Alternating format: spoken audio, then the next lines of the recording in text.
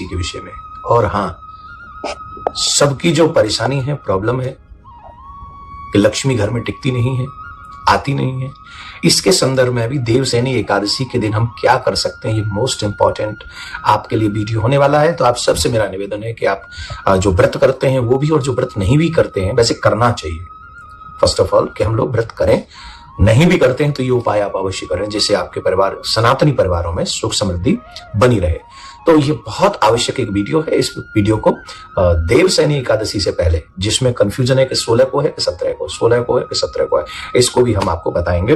तो देवसैनी एकादशी आषाढ़ मास की शुक्ल पक्ष की एकादशी को हे कृष्ण किस रूप से, किस नाम से जाना जाता है, क्या उसका फल है, कृपा करके हमको बताइए, ऐसा धर्मराज ने कहा। तो भगवान श्री कृष्ण ने कहा, हे धर्मराज, जो प्रश्न आप कर रहे हो यही प्रश्न एक बार देवर्षि नारद ने ब्रह्मा जी से किया था, और ब्रह्मा जी ने जो कथा सुनाई थी वो मैं तुमको सेम वही कथा सुनाता हूं। एक बार पूर्व में एक राजा हुए जिनका नाम था मांधाता। उनके राज्य में अकाल पड़ गया था, बहुत तगड़ा, 3 साल तक बारिश ही नहीं हुई थी। तो अकाल पड़ गया। जब अकाल पड़ गया तो उन्होंने जाके, एक ऋषि थे अंगिरा, ब्रह्मा जी के पुत्र हैं, उनसे पूछा कि मेरे राज्य में क्या हुआ।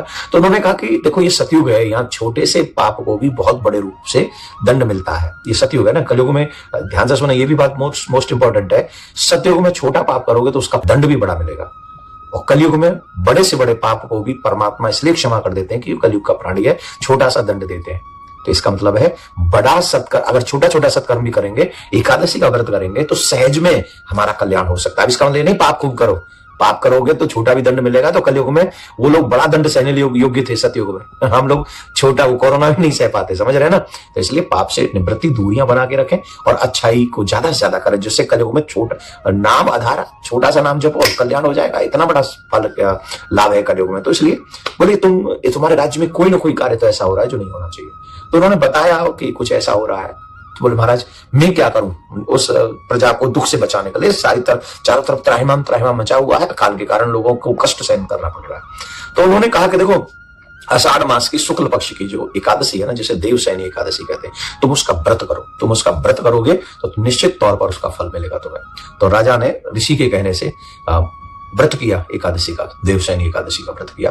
तो व्रत पूर्ण होते ही ऐसी कृपा हुई भगवान की, उन्होंने बड़े विधि विधान से किया, भगवान का अभिषेक किया आदि आदि, और फिर रात्रि में जागरण किया, और जागरण करके भगवान को मनाकर भगवान की ऐसी कृपा ही मूसलाधार बारिश हुई।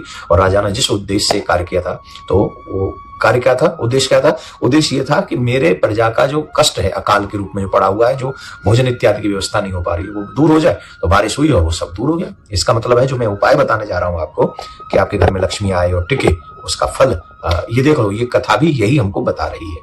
तो ये कथा हो गई। तो अब हम ये बता देते हैं कि एकादशी का फल तो ये होगा कि जो मांगोगे, जिस भावना से रखोगे, वो भावना आपकी पूरी होगी। नियम से तो शर्त इतनी है कि नियम फॉलो किए जाए, पूरे विधि विधान से इसका व्रत किया जाए, ब्रह्मचर्य का पालन किया जाए, सत्य बोला जाए, भूमि पर हो सके तो शयन ही न किया जाए, दिन में तो बिल्कुल भी शयन न किया जाए। क्या करते, व्रत भी करते हैं, खूब 4-5 बार खा भी लेते हैं, और भोजन नहीं करते पर अलग अलग चीजें बहुत खाते हैं। तो ये थोड़ा सा व्रत का सा माहौल बनाकर रात्रि में हो सके तो जागरण करें, और उसके बाद भगवान का अभिषेक भी पहले करें स्नान के बाद। संकल्प लें कि हम व्रत करने वाले हैं, हम इस कार्य को करने वाले हैं। तो इस चीज को संकल्प करें, मेरा नाम यह है, मेरा गोत्र यह है, मैं देवसैनी एकादशी का व्रत कर रहा हूं। देवसैनी एकादशी अपने आप में बहुत बड़ी है, इसे हरिसैनी एकादशी भी कहते हैं।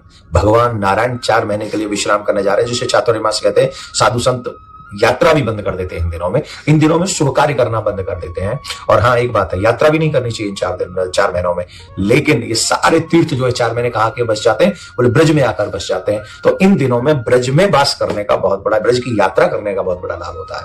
तो श्रावण मास में आपको मालूम ही है, भगवान भोलेनाथ के पार्थिव शिवलिंग का निर्माण होने जा रहा है, और ऋषि महापुराण की कथा होने जा रही है। समय मिले तो ब्रज की यात्रा कीजिएगा और अपने हाथों से पार्थिव शिवलिंग बनाइएगा। ये तो खैर मैंने एक मैसेज दे दिया। अब मैं आपको उपाय बताता हूं।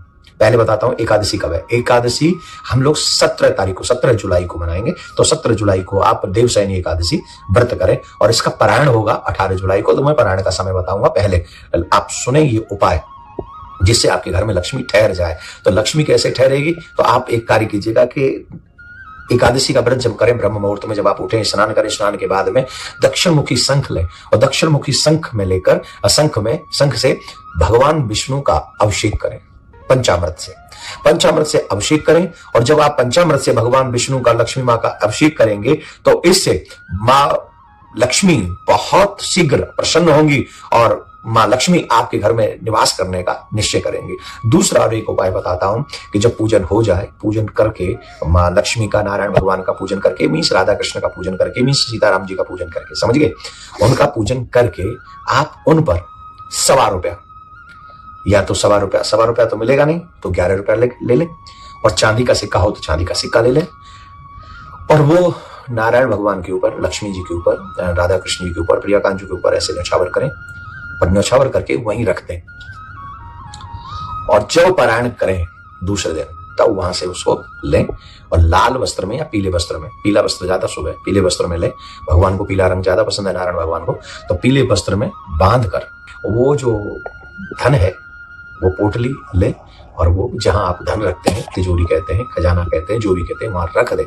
इसके बाद धीरे धीरे ये व्रत करेंगे, व्रत का ये फल इसमें आएगा, और ये फल आएगा तो क्या होगा, आपके घर में सुख समृद्धि अवश्य वास करेगी। ऐसा हम संतों का मत बता रहे हैं, ठीक है ना, ये बात ध्यान रखें। अब एकादशी पारायण का समय हम बता रहे हैं 18 जुलाई को सुबह 5:35 से प्रारंभ होगा, और 8:21 तक हम लोग पारायण कर सकते हैं। तो आप सभी देवसैनी एकादशी का